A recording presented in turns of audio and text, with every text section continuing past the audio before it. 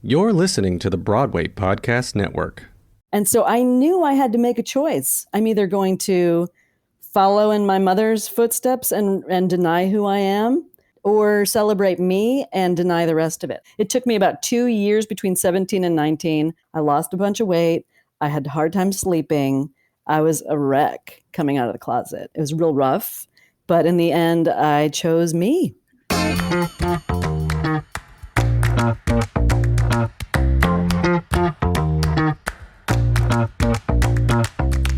Hi, everyone. Welcome to Was It Chance, the podcast about embracing opportunity and taking intentional risk for your creative life. I'm Heather Vickery.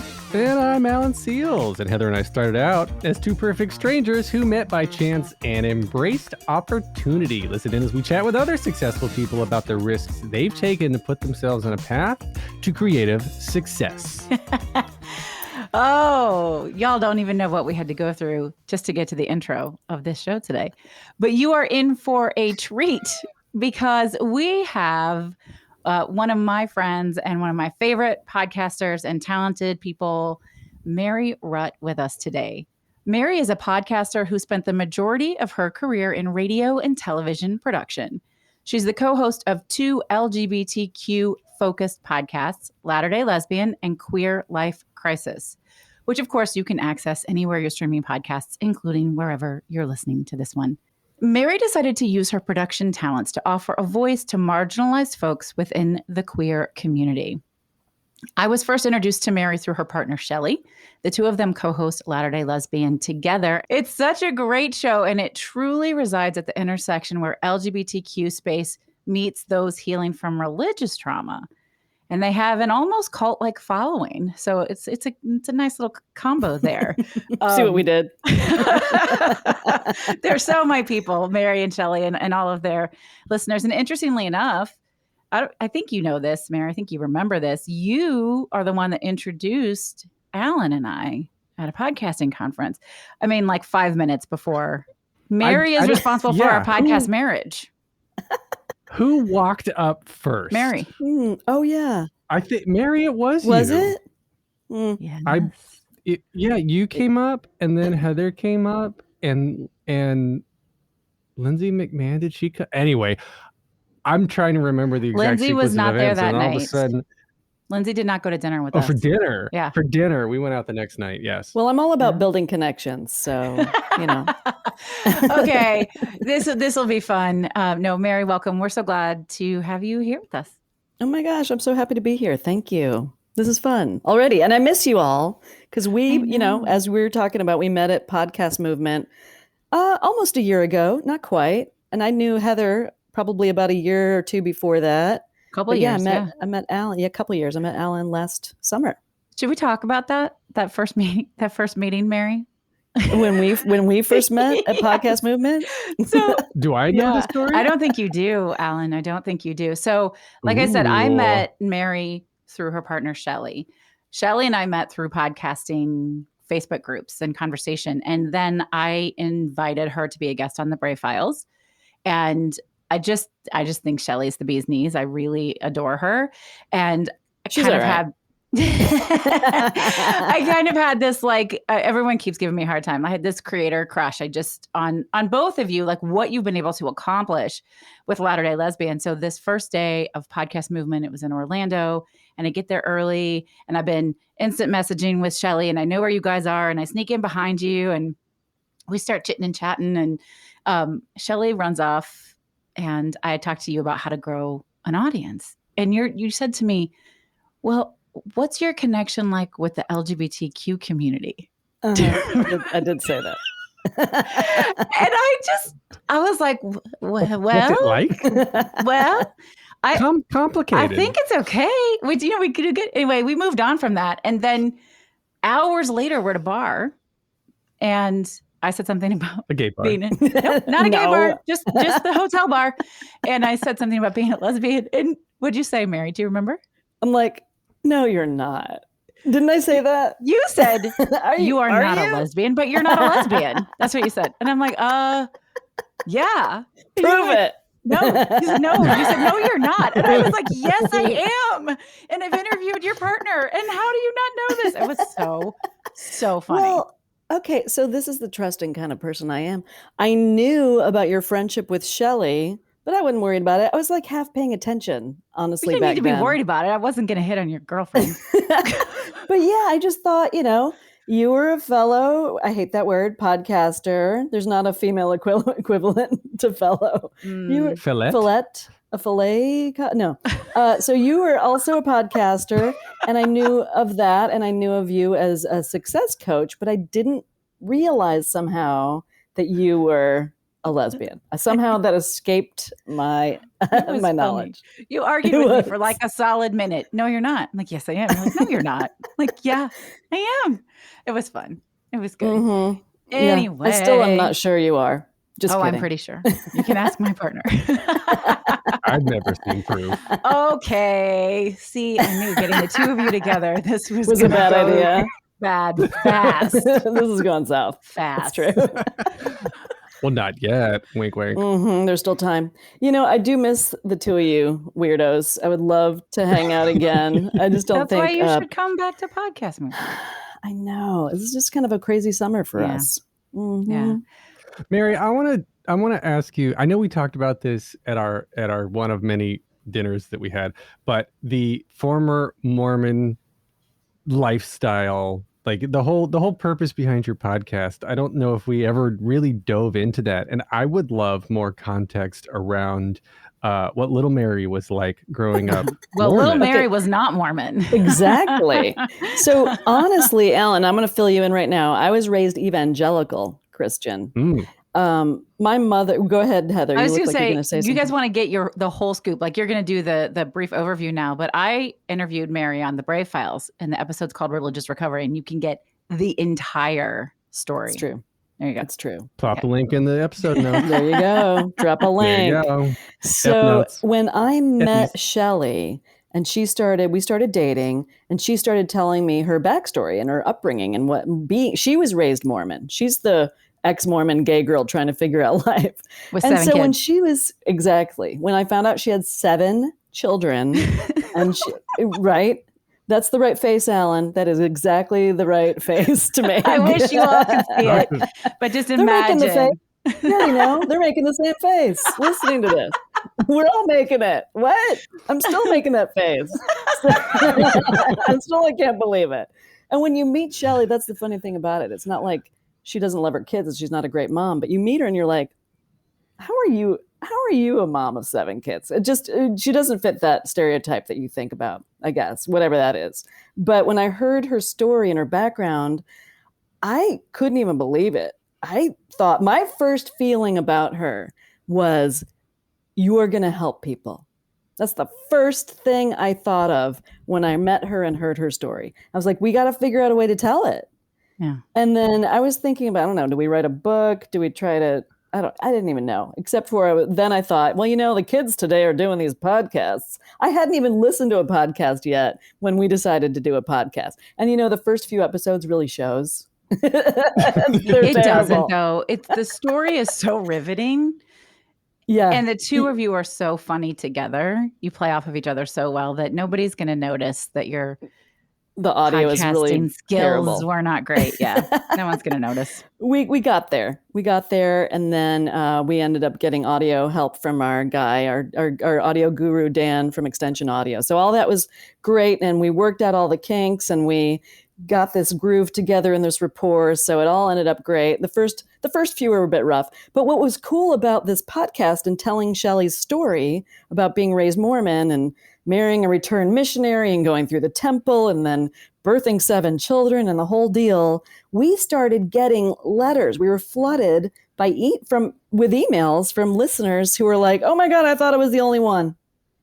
And they really did. It's so strange that because religion and maybe specifically Mormonism, but I think religion in general is community-based. People are used to going to a church and getting involved probably during the week and other activities and having a big community. When that goes away, when you leave religion, a lot of people feel lost. They feel like, now I don't have a community. And so we ended up providing a community for a lot of people sort of struggling once they left their religion. So that's what ended up happening. So we started telling Shelley's story, and we ended up telling our listeners' stories. That was the coolest part to me.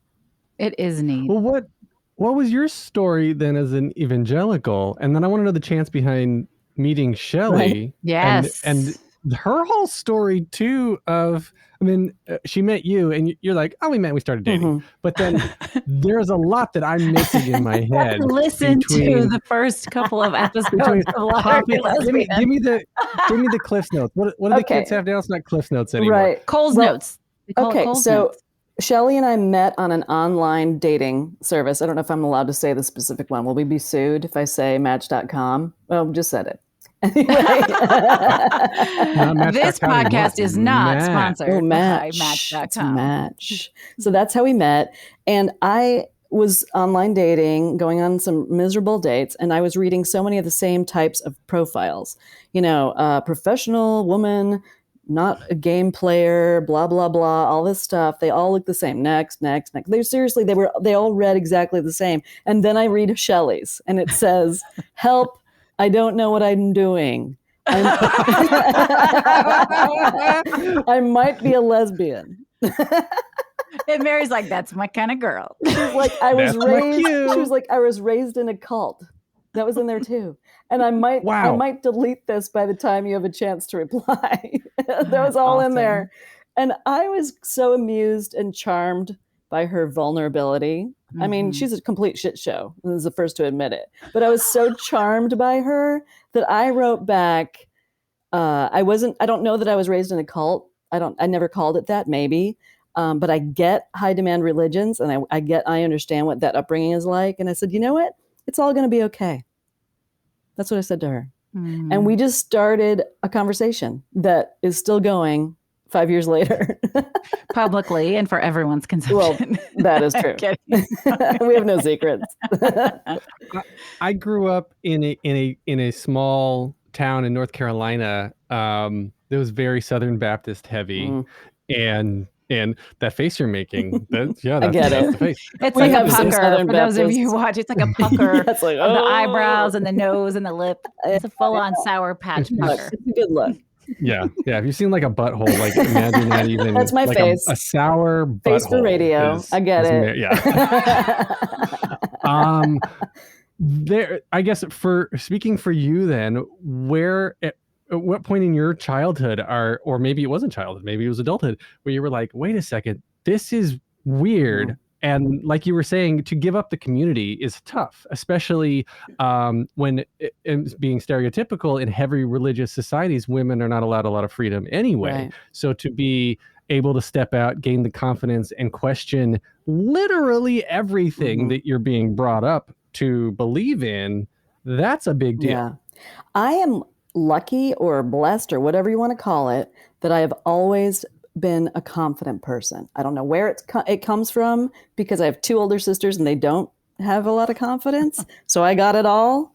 But when I was 17, I realized that for me to live as my true self, meaning as a lesbian, I needed to step away from my religion and my mother's values in particular, and choose me. And I knew it wasn't going to be easy, and it wasn't. Oh my gosh, my mother passed away about a year ago, and she's still like to remind me I was going to hell. Like this was ongoing my entire life. It wasn't constant, or that I needed to meet the right man. I mean, she just never let up with that script, either one of those. And so I knew I had to make a choice. I'm either going to follow in my mother's footsteps and deny who I am, or celebrate me and deny the rest of it. I had to make that conscious choice. It took me about 2 years between 17 and 19. I was a wreck. I lost a bunch of weight. I had a hard time sleeping.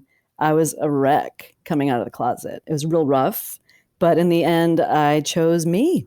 Yeah. How old were you when that happened? 17. Oh, wow. Yeah. Yeah, so that's, the impressionable years. Sure.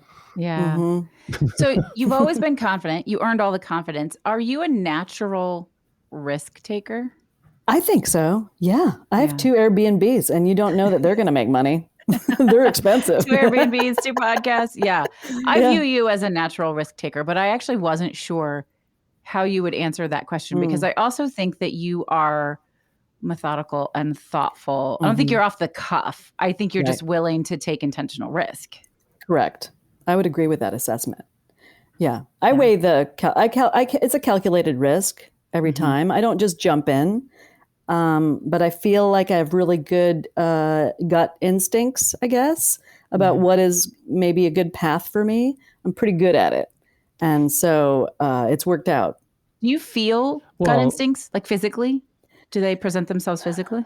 I need to pay more attention because I just feel like it just is an overwhelming, that seems right, that seems wrong. Like it just is very clear that I really haven't analyzed it that much, but I suppose so. I suppose it is a feeling. Can we talk about the voiceover work? Yeah. So without going into too many specifics, I have been in children's television for like 30 years, almost, at least 25. I've lost track. I did work, I can mention this, I did work at Cartoon Network in Atlanta for a really long time. Did you Around the voice time anyone we would know at Cartoon Network? they were weird about female voices there. Oh. It's kind of a boys' club there, to be honest. I did a couple things. You know, did you ever hear of the Super Friends, which was this cartoon from the 70s? Yeah, Okay. yeah. So they had a nemesis group called the Legion of Doom.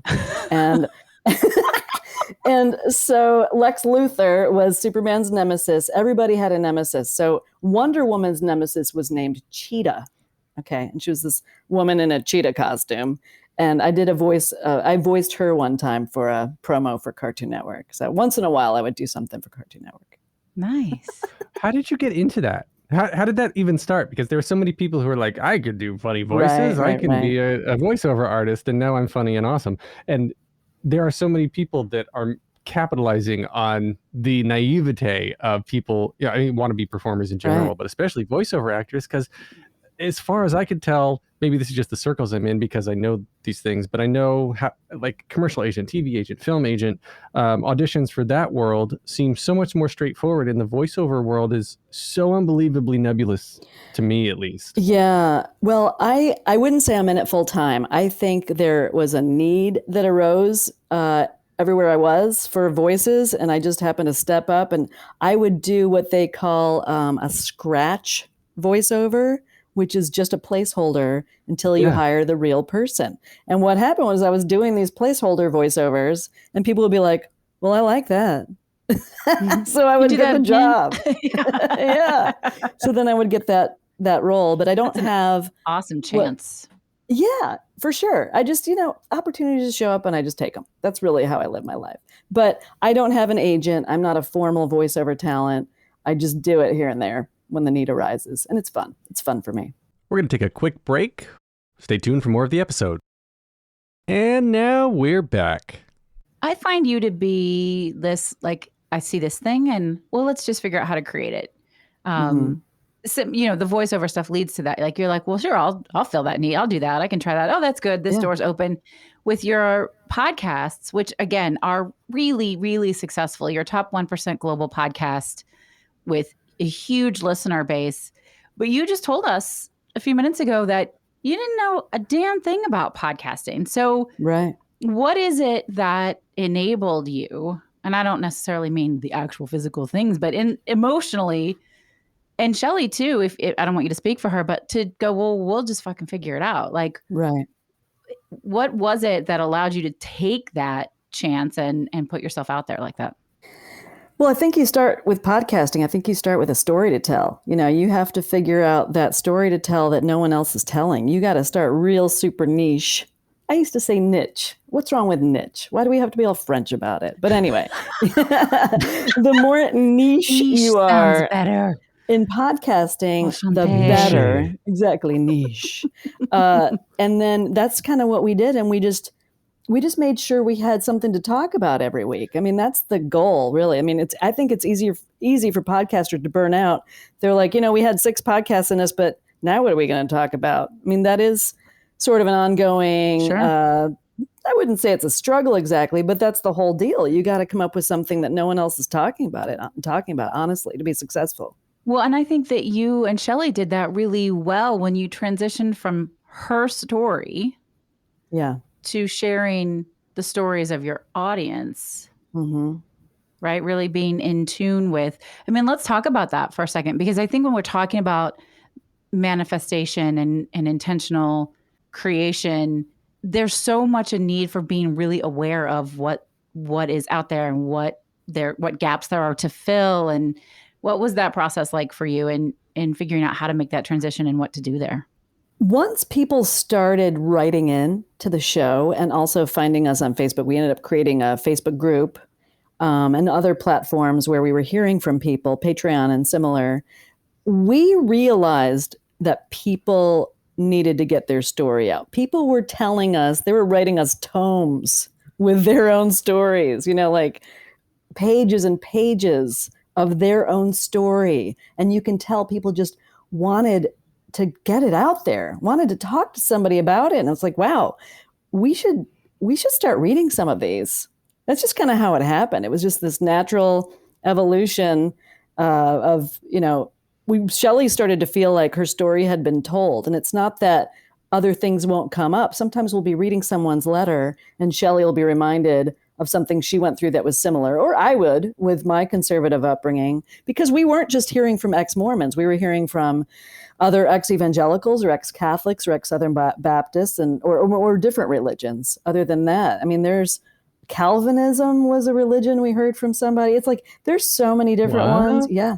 They believe in predestination. You are either going to heaven or hell based on something that has nothing to do with you. Damn. Well, then you might as well have a good fucking time while you're here, because it doesn't matter, right? For sure. In fact, she was saying that her parents, her father believed he was going to heaven and her mother believed she was going to hell. Why even go to church? Yeah, what's even the point? What's the point? Are you able to watch like the documentary about Nexium or any of those things, or is that like joking aside, like is that too triggering to watch? For me, I don't think so. So my mother worked for a TV evangelist, for real, like in the 80s, a classic TV evangelist. Pat Robertson. Do you know the guy? Have you heard of the guy? Oh, yeah. My grandma, the 700 Club. Oh, yeah. 700 Club. 700 Club. I know that. Yep, she worked for that guy. So wow. We had that show on and others like it all the darn time. It was awful.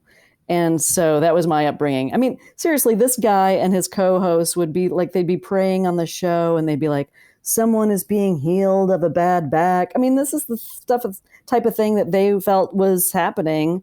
And this was the stuff my mother was watching and that I was forced to consume because it was on in the house constantly. So it is some of it's a little goofy, but I wouldn't say it's triggering for me personally because I left it. I made a conscious decision to leave it at a young age. I knew it wasn't for me even before I was 17. It was just a matter of how do I get out of this? College was great because I went away 4 years to school and didn't have to be around it. Yeah. I guess when you remove the sexual aspect of a lot of this, then, I mean, because that removes people's ability to have free reign over their own bodies and therefore sometimes their own minds. And so when you're adding in like I think you both gave me funny looks for that, but I feel like if he's heading somewhere with this. Let's just be patient. That's possible. I don't know. That the deeply religious cults have what I've seen. I haven't experienced any of this. I've been fortunate enough not to have any of this direct experience, and so the people who are stuck, I want to say, in cults or deeply religious movements, there's some sort of sexual repression, or they're being told repeatedly that they need to be in a certain place. Their property, that they don't have autonomy. Yeah, they don't have autonomy. And so when you make someone, when you're doing that, abusing them emotionally and mentally, and then you add the physical abuse in there, then where do they have to go? There's no way out, and people get stuck. And I see how that cycle can perpetuate itself. Yeah, I mean, there are so many rules, not just about sex, but about, like, of course, your own body in so many different ways. Yeah, And the way you should behave. I mean, Oh, the yeah, list is right. long. totally. Yeah, It's yeah. so long. What you eat and drink. I mean, the Mormons can't drink coffee, for God's sake. But they can drink hot chocolate. Mm. These things don't all make sense to It me. doesn't make any sense. But you get a star when you die. I don't know. You get your own Mhm. planet. Yep. And you get a planet, and you get a planet. You get a planet. Yeah. But Well, you get a disc. The Earth is flat. Oh, there you go. oh, Okay. Yeah, ouch. Copernicus? But what I really, Galileo. yeah, I No? mean, One what of you those. said, Alan, is people do get stuck. And even then when they tend to find that, I have a friend who is my friend and has been a guest on my podcast because she heard me on your podcast, Latter-day Oh, Lesbian. wow. Um, You're I welcome. think I can say her first name. Thank you.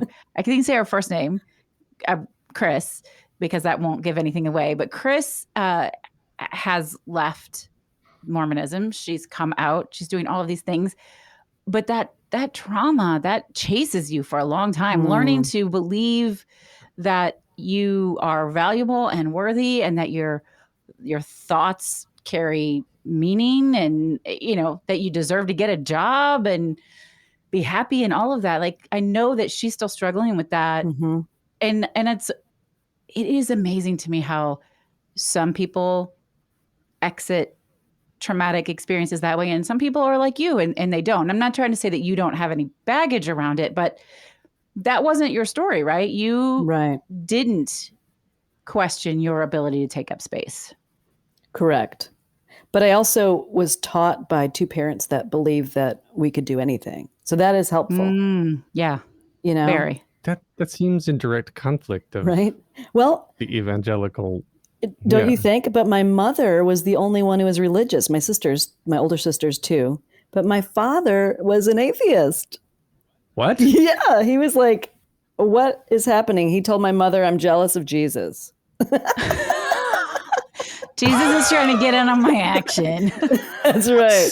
And his wine, you can't compete with Jesus made wine. I'm sorry, you can't. It's going to be the best. Wow.